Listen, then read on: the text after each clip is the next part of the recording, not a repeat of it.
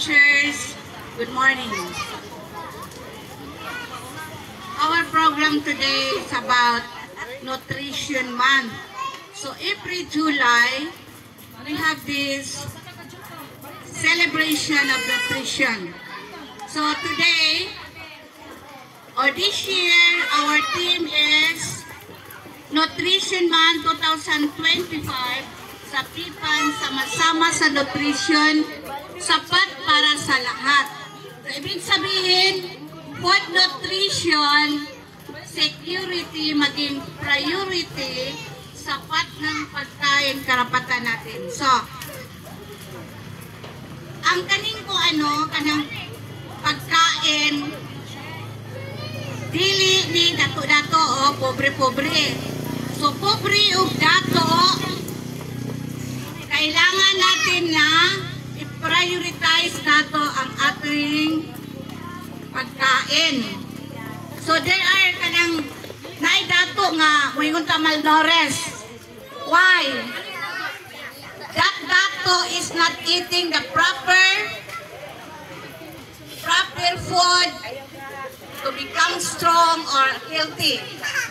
So like that, like experience ko ni, I have na ko'y tao, tambok yung anak, unya dayon, na ospital, din, kuan dito sa doktor, nga, ang imong anak malnourished, so ang katong sakop na suko, kaya nga ko ng malnourished, ang iyang anak at tambok daw. So ang buti pasabot sa malnourished, underweight ka o overweight, malnourished ang imong itawag. Pinanglanagid ka sa regular nga weight nga imong i-maintain sa imong lawas so that you will be strong. Whether you are old enough, you are still strong. Basta bantayan yun nimo ang imong proper diet. So as Mrs. Langi said, nga kanang naay grow food, dayon, glow food, and grow. So kaning go food, kanang mga carbohydrates, kanang mga pan, rice, kana siya ang go. Sa ato pa, kanang murang abdikana. Then kung mingon ka glow food, kanang mga prutas, maglo-glow ang imong panit, guwapa ka, or so kadiha, basta kay guwapa. Alright. Then, ang grow, kanang mga protein, kanang mga egg, meat. So, dili ka ng tambok ha.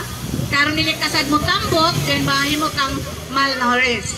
So, ang atong gobyerno karon na-prioritize gayud.